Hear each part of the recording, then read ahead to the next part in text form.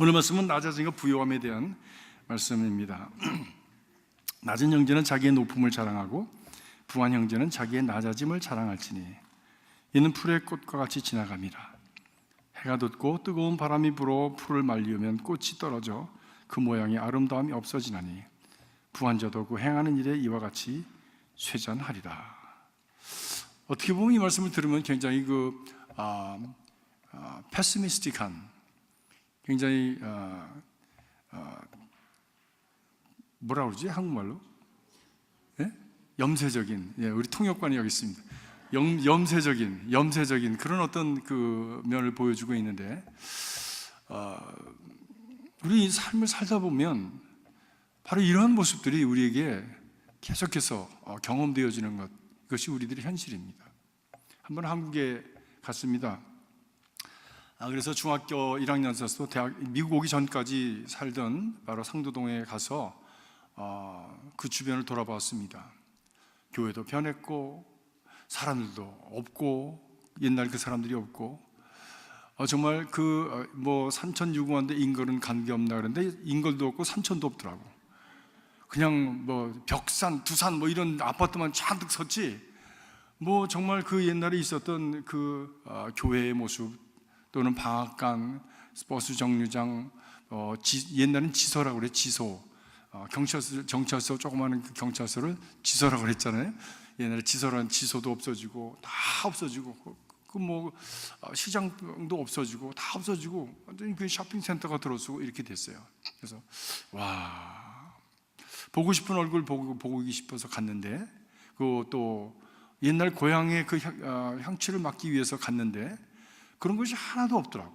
그래도 좀 뭔가 남아있으면 좋겠다라고 하는 느낌을 가졌는데 그런 것이 없으니까 굉장히 섭섭하더라고요. 우리 인간은 자기 자신을 포함해서 우리 주변에 살아가고 있는 삶의 모든 정황, 그리고 환경, 그리고 우리와 연결되어 있는 모든 것들은 다 낡아지고 그리고 쇠잔해 가는 것입니다. 나 자신도 쇠잔해 가지 않습니까? 쇠잔해 가지 않습니까? 그것이 인생의 현실입니다. 어느 곳도 제자리에 있는 게 없습니다. 다. 오늘도 한국에 있는 친구들한테 옛날 대학교 1학년 때 사진을 이렇게 찍은 거, 행주산성 가서 찍은 사진을 올려가지고 이게 누구냐 그러면서 지 얼굴 보고도 자기가 몰라. 얼마나 많이 변했는지, 얼마나 변했냐. 이게 나구나. 그때 안경 끼고 머플러 하고 있었던 게 나네. 이러면서 너무너무 재밌어 하는 거예요. 여러분은 여러분의 어렸을 때 사진 보면 여러분 알아보십니까? 물론 알아보시겠지. 저는 못 알아보겠더라고. 왜냐하면 내가 그렇게 잘생겼는지 몰랐어. 근데 어렸을 때 늘 저를 보고 못생겼다고 그러고, 그리고 참 못생긴 줄 알고 살았는데 지금 보니까 너무 잘생긴 거예요, 내가. 비웃으시는 분도 계신데, 비웃거나 말거나 나는 나니까 상관없어. 네. 아무튼 이 변화라고 하는 것은 어떻게 할 수가 없습니다. 변화라고 하는 것은 할 수가 없습니다. 보세요, 꽃다운 아가씨들이 지금은 중년의 아줌마가 돼가지고 펑퍼짐해가지고 그런 모습으로 살아가고 있지 않습니까? 우리 집사람이 없으니까 또 얘기하지만 우리 집사람도 참 이뻤어요, 이렇게. 근데 지금은 딱 벌어져가지고 아주 무게가 상당히 나갑니다. 변화. 어떻게 할 수가 없어요. 그것은 운명적이기도 하면서 하나님이 그렇게 정해 주신 그런 인생의 여정 과정입니다. 그런데 우리 육체나 그리고 겉에 보이는 것뿐만이 아니라 성경이 오늘 말씀하는 것이 우리가 가지고 있는 모든 지위나 재물도 다 그렇게 변화되어지고 쓰러진다. 들의 꽃과 같이 쓰러진다. 한때는 정말 화려하게, 정말 파릇파릇하게 반짝반짝하게 피었던 꽃들인데 얼마 후에 보면 정말 추리하게 쪼그라들어서 낙화되어 떨어져 있는 모습들을 우리가 보지 않습니까? 바로 이런 것들 때문에, 이런 것들이 삶의 현실인 것을, 인생의 현실인 것을 우리가 깨닫는다면 가진 것 때문에 또 내가 어떤 위치에 있는 것 때문에 안심하고 교만해지고 허황된 그런 참 자부심을 가지고 살아가는 것은 참으로 어리석은 일이다 말씀하는 것입니다. 그거를 영원히 잡을 수 있는 것이 아니라는 말씀입니다. 손가락에 모래가 빠져나가듯이 훅 하고 빠져나가서 나중에 펴보면 먼지만 남는 것이 바로 우리의 인생의 모습과 같은 것이다 라고 말씀하고 있는 것이죠. 그래서 오늘 말씀하는 이 말씀은 높은 자는 낮아짐을 자랑하고 낮은 자는 높아질 것을 자랑해라 하는 말씀입니다. 이 말씀이 무슨 말씀입니까? 그러하기 때문에 인생이 이러하기 때문에 높은 자, 가졌다고 하는 사람, 높은 위치에 있다고 하는 사람, 무엇을 행사할 수 있는 사람은 낮아지기를 했어라는 거예요. 낮아지기를. 그 낮아짐의 말씀이 무엇입니까? 내가 가지고 있는 것을 가지고 베풀고 낮은 것으로 내려가서 저들을 붙들어주고 세워지는 일들을 위해서 우리가 애쓰고 살아가는 것이, 이것이 지혜로운 삶이다. 언젠가는 없어질 것을 가지고 가장 지혜롭게 살아가라. 사라질 것을 가지고 영원히 가질 것처럼 어리석은 짓을 하지 말고 지금 내가 이것을 가지고 있을 때 가장 최선의 것이 무엇인가, 가장 가치 있는 일이 무엇인가를 분별하여서 그것을 위해서 사용하는 그런 지혜로운 자, 낮아지는 자가 되어라 말씀합니다. 사랑하는 성도 여러분, 건강 있으십니까? 건강을 가지고 낮아지셔서 봉사하시길 바랍니다. 재물이 있으십니까? 재물을 가지고 낮아지셔서 힘들고 어려운 이들을 돕고 그리고 필요한 이들을 공급해 주면서 저들에게 위로와 격려를 주는, 그리고 삶을 살려주는 그런 일들을 하시기 바랍니다. 그것이 지혜로운 것이다. 그것이 지혜로운 것이다. 그것이 잘 사는 것이다. 낮아진 사람은 높아지는 것을 자랑해라 하는 것입니다. 다시 말하면 그 말은 무슨 말입니까? 그런 위로와 격려를 받고 자기 자신을 추스려서 세워가는 일을 열심히 해라는 것입니다. 넘어져서 자빠져서 낮아진 가운데서 울며 불며 살아가지 말고 자신을 다시 부추겨서 추스려서 그리고 반드시 서서 걸어갈 수 있는 그 길을 찾아가라는 것이지요. 이것이 인생을 살아가는 의미가 있고 가치 있는 일이다. 가치 있는 일이다. 우리 손녀가 어저께 학교에 갔다가 이 몽키바를 이렇게 하잖아요, 애들이. 근데 부지불식간에 미끄러져서 떨어졌어. 그래가지고 탁 해가지고 그러니까 접쳐가지고 뭐 아무튼 죽는 신용을 하는 거예요. 뭐 죽는 신용을 해요. 그래가지고 오른손이 그랬는데 그럼 왼손으로 해라.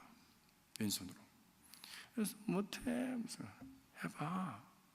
할부도 옛날에 수술해가지고 오른손 못 썼는데 자꾸 하니까 왼손 쓸 수 있었어. 글씨도 쓰고 젓가락질도 왼손으로 하고 야구 공도 던지고, 그래서 ambidextrous, 두 양팔을 다 쓸 수 있게 됐어. 그러니까 너도 이 기회에 그걸 하면은 너도 두 팔을 다 쓸 수 있어. 그랬더니 Are you sure? 그러더라고. Yeah, sure. 못 믿는 거야 얘가 나를. 그래서 보여줬지. 뭘 보여줬나? 닉 부이치치라는 그 아시죠? 그 팔 없이 다리 없이 태어난 아이. 비디오가 제가 이렇게 세이브 해놓은 거 있어요. 이걸 딱 보여주면서 얘 봐, 너 알아 얘 누군지? 모르는데 얘는 태어날 때부터 팔다리 다 없이 태어났어. 그런데 지금 수영도 하지, 얘가 드럼도 치지, 다 친다 너. 그뿐만이 아니라 뭐가 남았어? 눈이 남았고 입이 남았잖아. 그랬더니 얘는 지금 아주 eloquent speaker, 세계를 다니면서 지금 많은 사람들에게 연설을 하면서 정말 팔다리 머리허리 다 가지고서도 그냥 좌절해서, 그래서 그냥 인생을 살까 죽을까 하면서 이렇게 기로에 서 있는 애들에게 말을 전해가지고 격려해주고 사람을 세우는 일을 하고 있다고. 그러니까 너도 이 팔 못 써도 이 팔을 할 수 있어. 그랬더니 Is that right? 그래, 너도 할 수 있지. 그래서 아침에 그림책을 펴놓고 거기다 뭘 쓰고 있어. 뭐 개발 세발로 그려가지고 뭐 글씨인지 뭔지 모르죠. 그렇지만 anyway she's trying. 그걸 try하고 있다는 게 내가 얘에게 어떤 동기를 부여해 주었구나 라는 생각을 하게 되더라고요. 낮은 자를 살려서 할 수 있도록 해주는 것, 그리고 낮은 자는 떨어진 자리에서 일어나기 위해서 몸부림을 치는 바로 이런 삶, 그것이 가치 있는 삶. 낮아진 자가 높아지는 삶이죠. 그것이 영화로운 것이고, 그것이 보람 있는 것이고, 그것이 참으로 기쁜 일이고, 그것이 가치 있는 일이라는 것이죠. 여러분 어디 계십니까? 높은 데 있으십니까? 낮은 데 있으십니까? 높은 데 있으시면 내려가십시오. 낮은 데 있으시면 일어나십시오. 일어나 걸어라, 내가 새 힘을 주리니. 일어나 너 걸어라, 내 너를 도우리. 이 말씀이 그 말씀이에요. 그 말씀. 낮은 자는 일어나서 걸고 뛰기를 열심히 해서 정말 모든 사람들이 바라볼 때에, 야, 어떻게 저 사람이 걸었지? 어떻게 저 사람이 뛸 수 있지? 어떻게 팔다리가 없는 사람이 저렇게 참 기가 막힌 그런 말을 통해서 우리에게 인생에 대한 깨우침을 주고 삶의 보람을 갖고 목적을 가질 수 있게 해주지? 참으로 대단하다 라고 하는 것으로 영광을 드러내는 삶, 이것이 낮아진 자가 높아지는 삶이죠.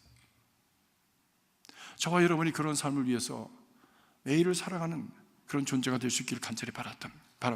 그렇다면 의미 없는 인생은 하나도 없죠.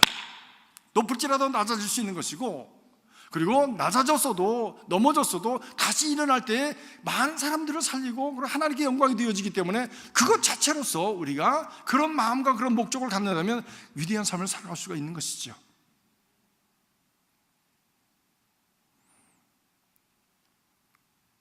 우리가 무엇을 가졌는가? 내 손에 든 것이 무엇이냐? 내 손에 든 것이 무엇이냐? 저는 막대기 하나밖에 없습니다. 양치는 지팡이 하나밖에 없습니다. 그게 위대한 거다. 그거 가지고 내가 하나님의 위대한 일을 이룰 것이다. 이 지팡이를 들고 가라. 사람들에게 이 지팡이를 들고 가라. 그 지팡이는, 양치는 똥 묻은 지팡이가 아니라 그 지팡이는 앞으로 하나님의 영광을 나타내는 지팡이니라. 그 지팡이를 짚고 일어나라. 그 지팡이를 짚고 능력을 행하라. 하나님은 말씀하신 것이죠. 말씀하신 것이죠. 건강 주셨습니까? 감사하십시오. 지금 전 목이 좀 아파요. 목이 아파서 지난 화요일 날 이 엔도스코피 이 내시경을 했는데 그냥 가니까 금방 이렇게 막 환자가 되더라고. 척 채우니까 뭐 환자가 금방 되잖아요. 그리고 입에다 막 물리니까 칵 이렇게 뚫어놨어. 그다음에 저 뭡니까 그 마취하고 나니까 아무것도 모르죠. 근데 뭐 한참 있다 보니까 미스터 킴, it's all done. 다 일어나, 끝났어. 그러다 보니까 끝났대요. 그러니까 이 안에다가 넣고서 막 뭘 쑤셨는지, 목이 그냥 얼마나 아픈지 지내놓고 다니까 너무너무 아파, 지금도. 예. 그냥 이렇게 평상시에 이렇게 건강하다 하는 것이 너무 좋은 거예요. 너무 감사한 거예요. 그렇죠? 아멘 안 하는 사람은요, 한번 아파보세요, 그러면. 건강한 게 얼마나 좋은 건지, 이 두 발로 걸어 다닐 수 있다는 게 얼마나 좋은 건지. 예.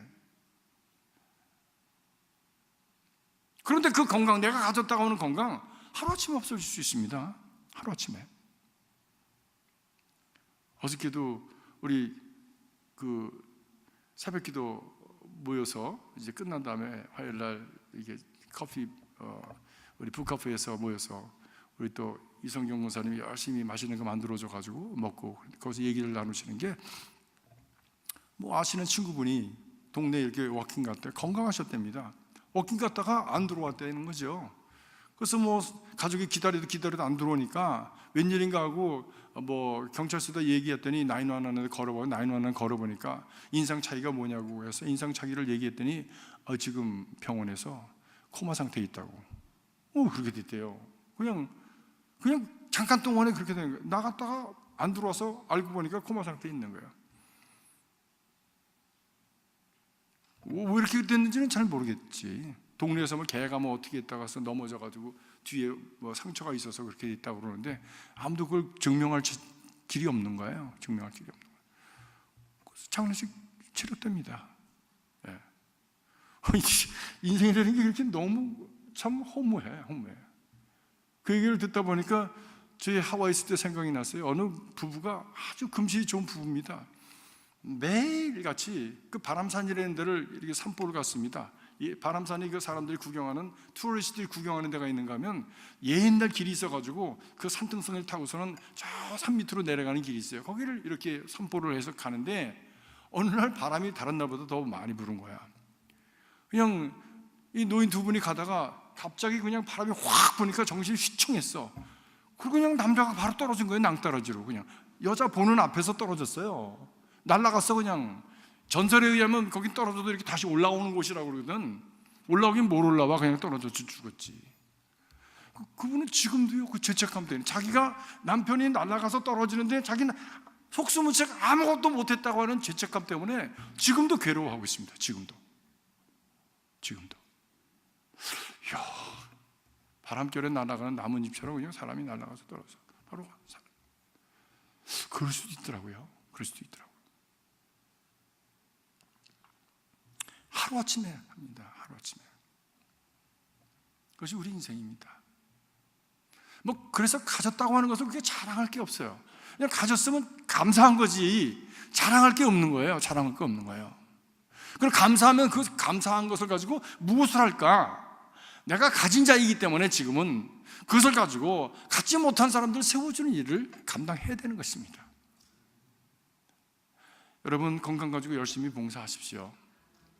그것이 귀하고 복된 일입니다.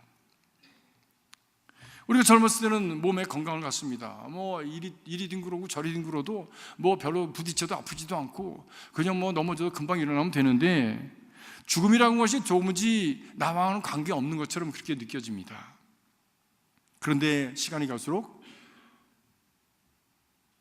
두려워지는 거예요.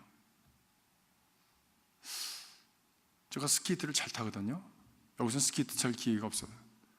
뭐 롱 스케이트 타지만 피겨 스케이트도 제가 잘 탑니다. 춤도 추고요. 도는 것도 하고요.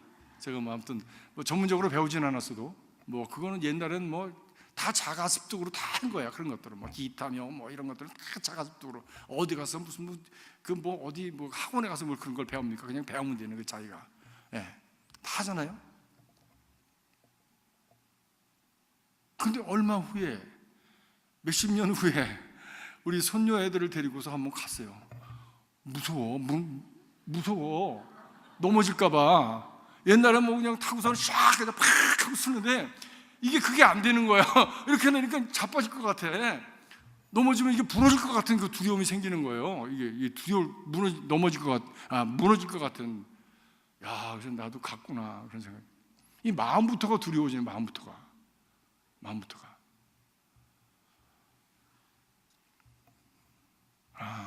가까이 오는구나. 그런 생각을 해봤습니다. 우리 모두가 다 별들의 행진같이 이렇게 죽음이라는 것을 향해서 이렇게 변화되어져 가고 노쇠해져 가고 그리고 그 인생의 그 블랙홀로 우리가 나아가는 거죠. 블랙홀을 통해서 우리는 천국에 가는 거예요. 새로운 세계가 열려지게 되는 거죠. 재물을 가졌습니까? 지난주간 대한항공에 그 조중훈 회장이 LA 와서 가셨대죠? 조양훈인가? 조중훈인가? 네? 조양호? whatever. 나랑은 별로 관계가 없으니까. 난 그분에 대해서 별로 좋은 인상 갖고 있지 않아요. 왜냐하면 너무 그냥 옆에 사람을 힘들게 해가지고. 하와이 있을 때도 왔는데 그 대한항공의 그 총책임자가 하와이 총책임자가 우리 교회에 나왔었어요. 그 사람 가족이 온다 그러면 아무튼 비상이야 비상. 근데 왜 비상인가 보면 그 집 손자 애들 뒤치다거리 하느라고 손자 애들 그냥 데리고 다니면서 그냥 도련님 뭐 해드릴까요? 이거 하느라고 그냥 올스탑이야. 그런데 갈 적에 감사하단 말 한마디 없이 그냥 가는 거야. 뭐 팁을 주는데 20불을 줬대나 뭐 열을 하고서 주질 말지 그게 뭐야? 뭐 회장이라는 사람이 창피하게 그렇죠? 그런데 별로 좋은 인상 갖고 있지 않아요. 그래서 제가 whatever 그런 거예요. 우리 집사람 그런 얘기 하지 말라는데 속에 이렇게 응어리가 져가지고 저도 응어리 집니다. 저도 응어리 지는 거 있어요. 제가 풀어내는 게 오래 걸려요. 저도요. 오래 걸립니다. 이렇게 뭐 예수님이 아니기 때문에 이렇게 뭐 있으면 금방 이렇게 안 돼요. 그냥 이렇게 해서 서서히 제가 사탕 먹듯이 녹여가는 거지, 이게 뭐 금방 이렇게 뭐 그냥 구름처럼 사라지진 않습니다. 사라지진 않습니다. 네. 아유, 이제 시원하다. 그 얘기 했더니 시원해.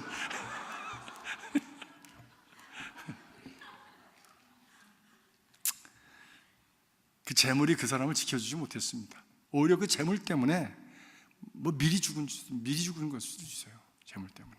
네.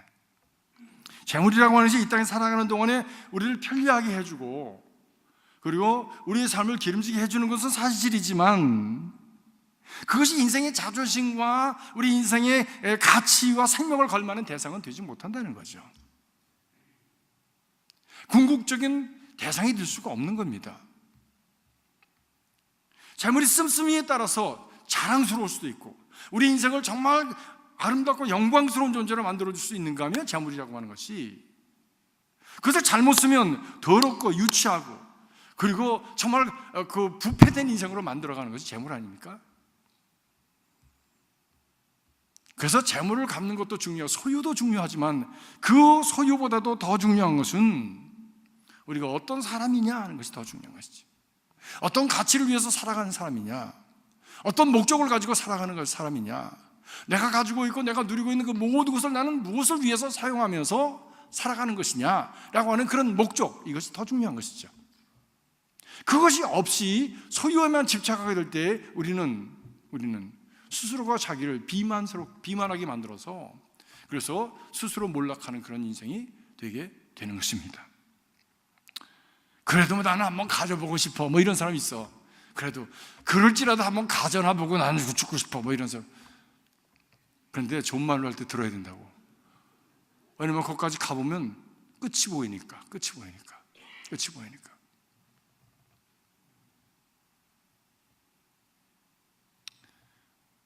지식이 뭐 자랑스럽습니까?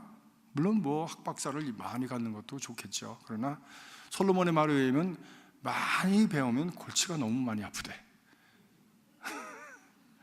별로 해결점도 없는데 고민만 무지무지하게 많이 하는 거야. 인생에 해결할 수 있는 능력도 없는데. 제가 아는 분은요, 박사학위가 3개예요. 근데 밖으로 나가질 못해. 왜? 바깥에 현실에 나가서 적응 능력이 없는 거야. 그러니까 맨날 학교에 있는 거예요. 공부만 해. 그래서 박사학위 3개까지 땄는데 나가서 그냥 돈 한 번 벌어본 적이 없어. 그 사람은 나가서 맨날 부인이 벌어. 그러니까 이 사람은.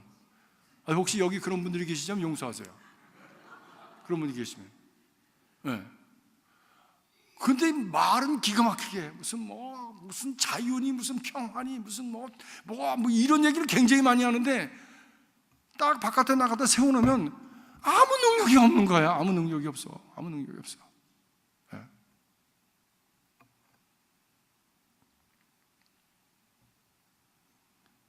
그런 지식을 가진 사람도 하루아침에 바보가 될 수 있습니다. 띵 하고 끊어지면요, 그 바로 바보 되더라고. 그 많은 지식이 소용이 없어. 예? 자, 다 같이 자기 거 꺼내보세요. 누구 건지 자수합시다. 예. 제 거는 아니에요. 제가 꺼내보니까 제 건 아니에요. 예. 예.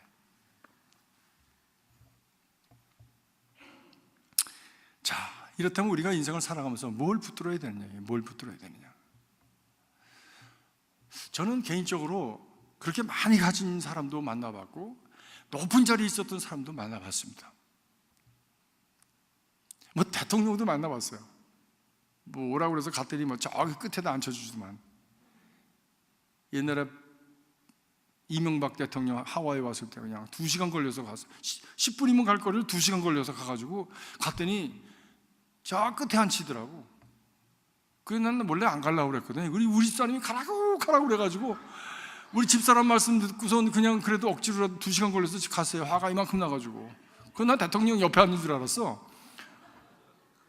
그랬더니 저 끝에 앉히는 거야. 끝에 무슨 뭐라고 그러죠? 뭐 시큐리티라고 그러나. 그래가지고 자기들끼리 막 보호막을 이렇게 치고서는 우리는 저기 릴리지어스 리더들은 저쪽 끝에 앉았어.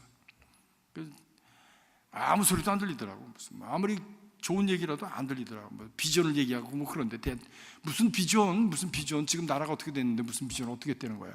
예? 지금 감옥 가기 일부 직전에 있잖아요. 그 모든 것들이 다 그냥 이렇게 굉장한 것 같은데 다 떨어지는 거야. 별들이 다 떨어지는 거야. 다 떨어지는 거야. 남은 게 뭐 있어요? 남은 게. 뭘 붙들어야 되는 겁니까? 뭘 붙들어야 됩니까? 우리가 붙들어야 되는 것은 신앙인 줄로 믿습니다. 이건 남는 거예요. 이건 남는 거예요. 근데 신앙도요, 그때 가서 붙들려면 안 잡혀, 이게.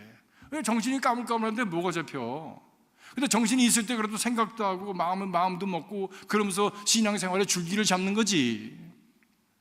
어떤 분은 그래요. 나는 은퇴하고서는 이제 참 할 일이 없으면 성경책도 보고 무슨 교회 나와서 봉사도 뭐 아무나 봉사 받아주나 뭐 와서 그냥 이리저리 그냥 걸리적거리는데 뭘 봉사를 해요? 그렇잖아요. 예. 아직 힘 있을 때 와서 봉사하는 거지. 힘 있을 때, 아직 안력이 있을 때 성경도 읽는 거예요. 저만 해도 성경을 이제 읽으려니까요, 옛날에 잘 읽던 성경이 잠깐만 이렇게 작지, 글씨가? 그렇게 느껴지는 거야. 성경책을 좀 다른 걸로 이렇게 바꿔야 되겠다, 큰 걸로. 그런 생각이 들어요. 그런 생각이 들어요. 조금만 읽으면 자꾸 눈에서 눈물 나고, 그 눈이 흐려가지고 읽은 줄 또 읽고, 자꾸만 그러는데, 뭐 은퇴한다며 뭘 읽기는 그런 거짓말을 안 하는 게 좋아. 가보지도 못하고 얘기하는 거예요, 그건. 거기 가보면 현실이 전혀 다르다고요. 가보면. 지금 그냥 가상으로 얘기하죠. 지금이 있는 그 모습이 그대로 그때까지 가서 은퇴할 것 같죠? 아니라니까. 다리도 말이 안 듣고 발도 말이 안 듣고 눈도 말이 안 들어가지고 귀도 잘 안 들리고. 우리 교회 노인들 만나서 얘기해 보세요. 주일날 설교가 이게 스피커가 안 들린대. 이쪽에 한 사람 안 들리고 저쪽에 한 사람 저쪽에 안 들리고, 왼쪽에 앉으면 오른쪽 귀가 안 들리고 오른쪽에 앉으면 왼쪽 귀가 안 들리고, 예. 키우면 이쪽 사람들이 크다고 그러고 낮추면 저쪽 사람들이 또 안 들린다고 그러고, 뭐 아무튼 난리예요. 그 누구한테 맞춰야 됩니까? 우리 한계가 그렇게 온다고요. 그렇게. 아직 할 수 있을 때 신앙도 붙들어야 되는 거예요. 읽을 수 있을 때 성경을 읽는 거예요. 이 다음에 읽는다고? 누가 그렇게 할 수 있다고 그랬어요? 내 마음대로? 아니라니까요.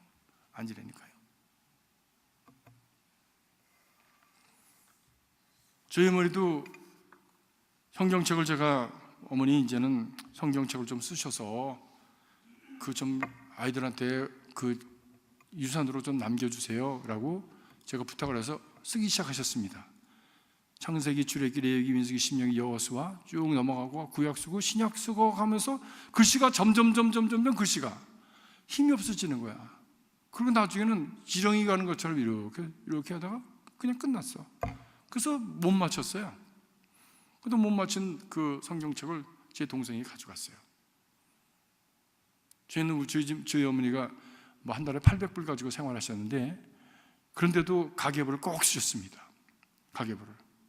가계부 쓰신 걸, 어머니 가계부를 제가 유물로 가져왔어요. 그거밖에 없어, 우리 유물이. 그래서 그 보면, 야, 800불 가지고 사셨는데 이렇게 주밀하게 잘 이렇게 규모 있게 사셨구나. 구차하지 않게, 비루하지 않게 사셨구나 하는 것을 제가 가끔 열어서 보면서 생각을 합니다.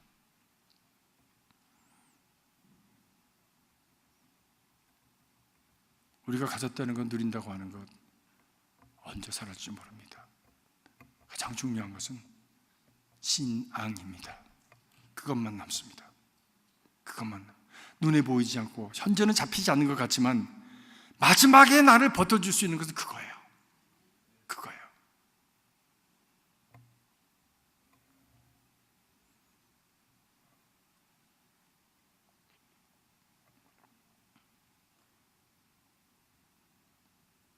전에 교회에 3대가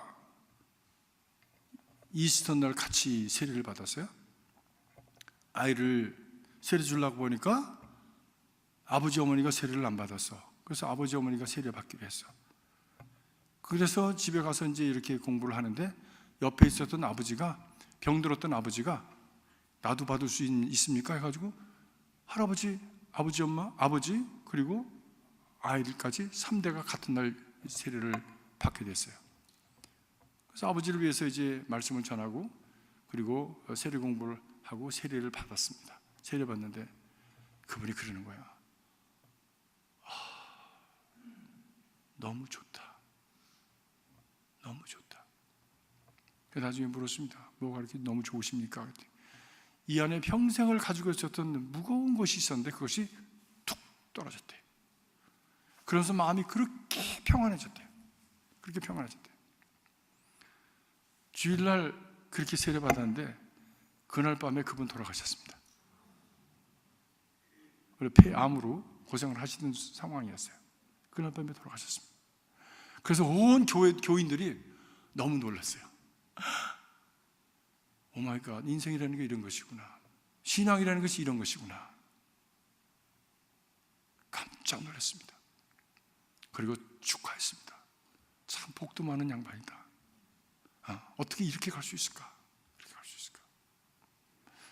그래서 그런 것들을 보면서 마지막에 남는 것은 하나님과의 관계만 남는다는 거예요. 하나님과 관계만.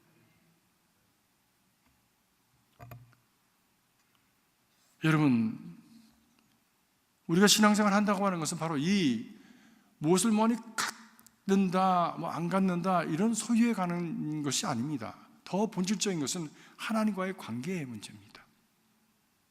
이것을 우리는 신앙이라고 하는 거죠. 이 신앙을 든든히 세워가는 저와 여러분이 되시길 주의 이름으로 축복합니다.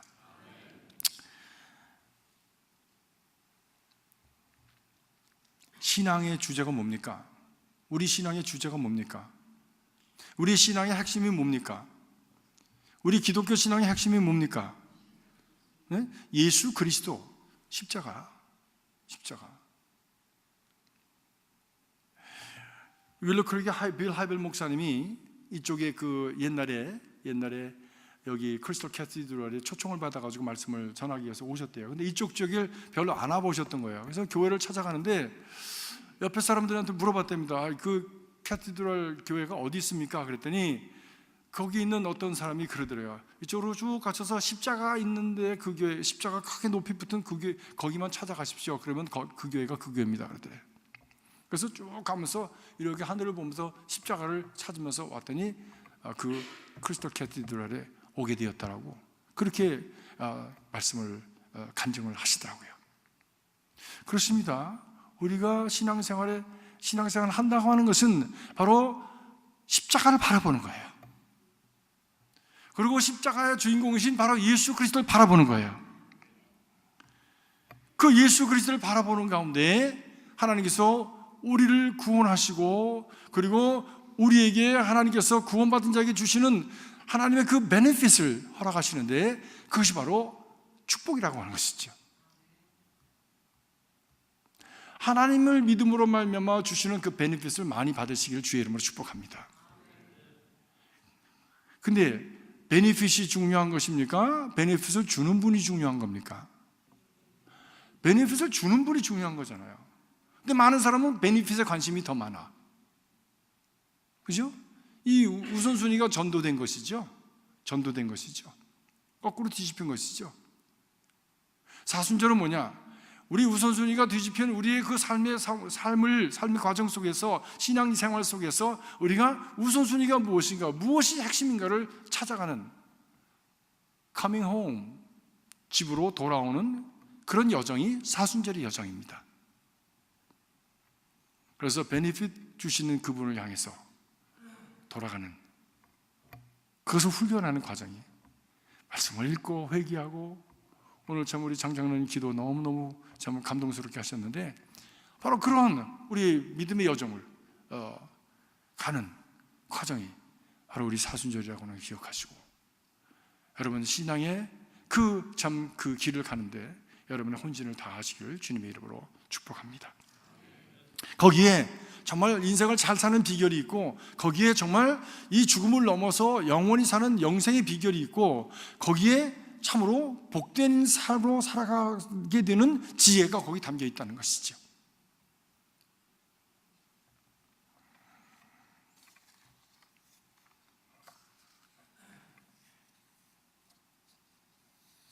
근데 그 신앙생활 하는 것이 어렵잖아요.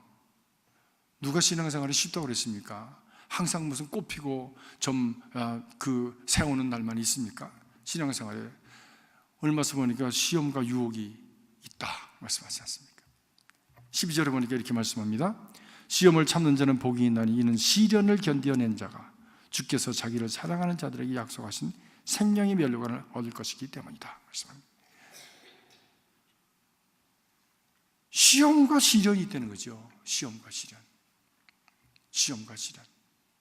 시험은 정신적인 걸 수 있습니다. 내적인 걸 수 있습니다. 내적인 거. 시련은 외적인 것입니다. physically 고통스러운 거예요. 하나님 언제까지 오니까? 언제까지 오니까? 언제까지 이렇게 우리 광야를 걸어가야 됩니까? 언제까지 이렇게 병을 앓으면서 고통스러워해야 됩니까? 언제까지 이렇게 아무것도 할 수 없는 가운데 있어야 됩니까? 언제까지 이렇게 떨어진 골짜기를 다녀야 됩니까? 언제까지 이렇게 공격을 받으면서 이렇게 참으로 수모스럽고 부끄러운 그런 지경에 내가 있어야 됩니까? 언제까지 이렇게 밟혀야 됩니까? 시련을 당하는 겁니다.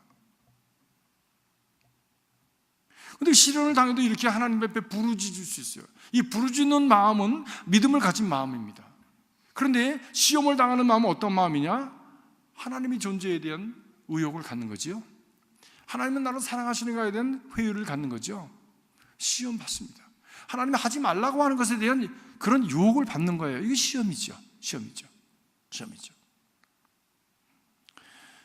근데 이 시험과 시련에서 누구도 예외가 없다는 것이죠.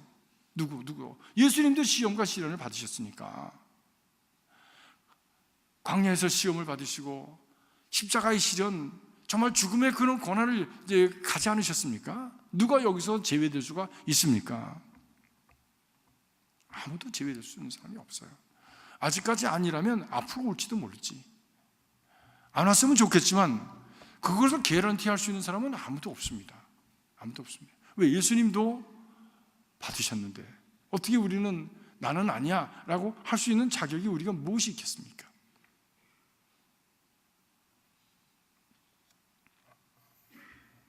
근데 우리는 그런 일이 당하면 꼭 그렇게 묻는 질문이 있어요. Why me? 왜 나만 이런 걸 당해도? 아니요, 나만 당하는 거 아닙니다. 여러분 병 아파서 병원에 가보세요. 왜 나하고 똑같은 병을 하는 사람이 그렇게 많은지 몰라. 그렇게 많더라고. 난 나 혼자만 아픈 줄 알았어. 그 병동에 가보니까 온통 그런 사람이야. 그냥 다 그런 사람이야. 네, 온통. 근데 재미있는 거는요, 그런 사람들끼리 만나면 마음이 금방 통하는 거 있지. 어저께 병원에 가서 이렇게 앉아 있는데 어떤 여자분이 남편하고 와서 이렇게 앉아서 있더라고요. 나하고 똑같이 이제 검사 받으러 왔나 봐. 그래가지고 둘이서 이렇게 한국말 하더라고. 그러니까 굉장히 그 남편이 자상하더라고요. 여자에게, 부인에게 막 얘기저기를 많이 하는데 아마 부인 근심하지 말라고 이렇게 안심시키려고 하는 것 같아. 예. 그래서 이제 저도 들어가고 그 여자도 들어가서 난 그 여자가 내 옆에서 그 시술을 받는지 몰랐어. 둘이서 다 같이 꼈습니다. 아까 그 여자였어. 이렇게 쳐다보니까 아까는 그렇게 무섭게 근심스럽게 이랬는데 날 보더니 싹 웃더라고. 이제 over, everything is over, 다 끝났다는 얘기죠. 그러더니 뭐라 그래요? 그러더라고. 날 보고서 뭐라 그래? 아니 아직 결과 안 나오셨어요? 그래서 나는 아직 의사 못 봤는데요. 그랬더니 그러시구나. 잘 되시기 바래요. 그래서 싹 인사를 하고 가는 거야. 아까하고는 전혀 다른 거예요. 그러니까 뭔가 동기의식을 느꼈나 봐. 나랑 동기의식. 당신도 나도 비슷한 이렇게 병원에 와서 같은 침대에 누워서 같은 입장이니까, 그러니까 서로가 연민하는 그런 마음이 저도 그런 마음이 생기더라고.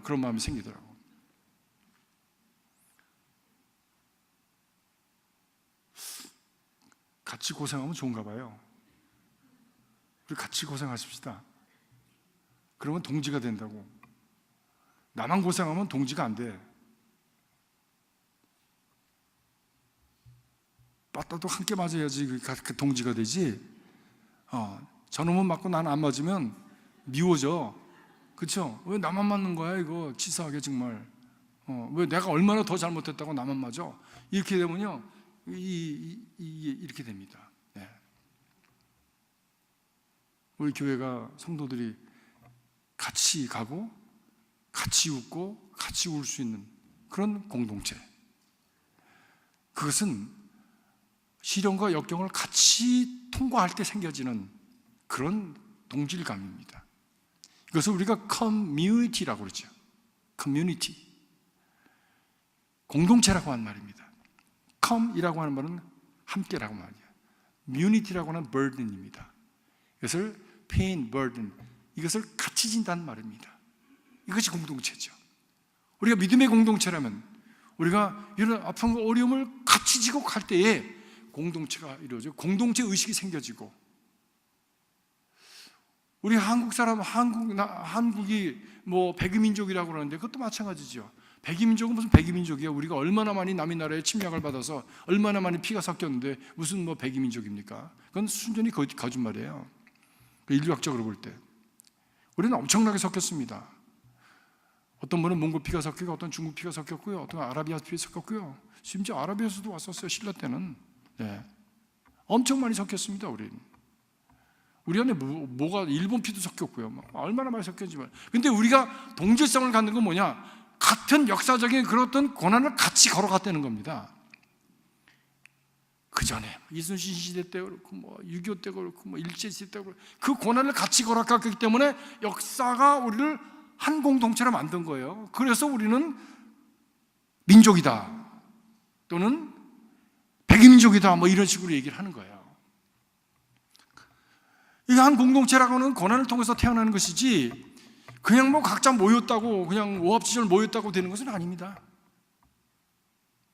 때문에 우리가 교회가 더욱더 든든하게, 믿음이 더욱더 든든하게 서기 위해서는 우리가 시련과 유혹을 같이 견뎌내는 그런 과정을 통과할 때, 광야를 같이 통과할 때, 그때 우리는 더 든든한 그런 공동체로 거듭나게 되는 것이죠. 이건 제 얘기가 아닙니다. 이건 학자들의 얘기지. 이게. 때문에 여러분, 교회가 힘들고 어려울 때 함께 발맞춰 가십시다. 여러분, 교회가 우리가 주변의 환경에서 어떤 일이 생겨질 때 우리가 함께 발맞춰 가면 그 안에서 우리 안에 생겨지는 그런 공동체 의식이 생겨지고, 그것으로 인해서 우리 삶이 든든하게 서는 역사가 일어나게 되어지는 것이죠. 시련을 당할 때 참고 견디라고 말씀합니다.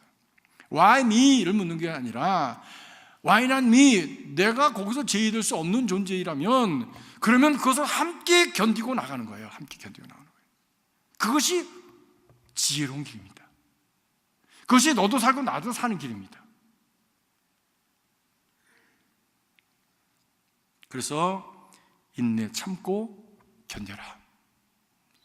눈물을 흘리며 씨를 뿌린 자는 기쁨으로 단을 거두는 날이 반드시 오게 된다 하고 성경은 분명하게 말씀합니다.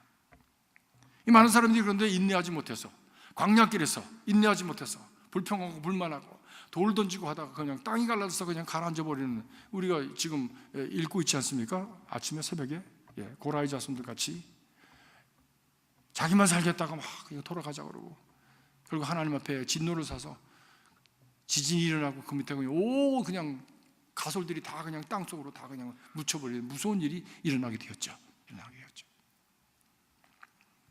믿음으로 산다고 하는 것은 바로 이런 시련과 역경을, 시험을 함께 견뎌가는 과정을 같이 걸어간다고 하는 것을 의미하는 거예요. 주여 믿습니다, 이것뿐만이 아닙니다. 그건 개인적인 어떤 신앙일 수 있죠. Personal spirituality, 그것도 중요합니다. 그러나 혼자 못합니다. 같이 가는 거예요. 신앙은 그래서 성경을 보면요, 하나님이 한 사람 잘못했는데 전체를 벌을 주시는 거예요. 전체를. 단체 기합이야. 왜 그래요? 왜 하나님 그 아간이 잘못했으면 그놈만 때려잡으면 되지, 왜 그냥 그것 때문에 전쟁에 나가서 그 민족 전체가 다 어려움을 당하게 하십니까? 라고 얘기하지만, 하나님은 한 사람의 문제는 한 사람이 아니라 너희 전체가 책임을 함께 져야 된다. 그리고 한 사람은 곧 공동체 전체에 영향을 미치게 되기 때문에, 저는 오늘 아침에 성경 말씀이 깜짝 놀랐는데 그 말씀을 많이 읽었을 텐데도 기억을 못했습니다. 아들이 심지어 자기 아들이 망나니로 잘못돼서 하나님의 법도를 어기고 아무리 탈로도 듣지 않을 때는 회중들 앞에 데리고 나와서 이놈은 참 망나니입니다, 이놈은 어떻게 할 수가 없습니다 라고 하나님 앞에 고하고, 그래서 그놈이 정 용서가 안 될 때면 그 아들놈도 돌로 때려 죽이려는 거예요. 오, 깜짝 놀랐어요. 하나님은 왜 이러실까? 왜 그러셨을까? 성경은 계속해서 그 얘기를 합니다. 왜 그렇게 하느냐? 그것이 오염되어서 너희 전체를 다 오염시켜서 너희를 멸망시킬까 봐 오염되지 말라고 그것을 뿌리를 잘라버리는 거예요. 뿌리를 잘라버리는 거예요. 우리 신앙생활 하면서 정말 혼자 가기가 어려운 상황 속에 있습니다. 우리 모두가 함께 믿음의 삶을 위해서 격려하고 끌어주고 세워주고, 높은 자는 내려가고 낮은 자는 올라가기 위해서 붙들고, 그리고 함께 감으로 말미암아 우리의 믿음의 삶이 정말 날마다 자라나는 은혜의 삶이 될 수 있게 주의 이름으로 축복합니다.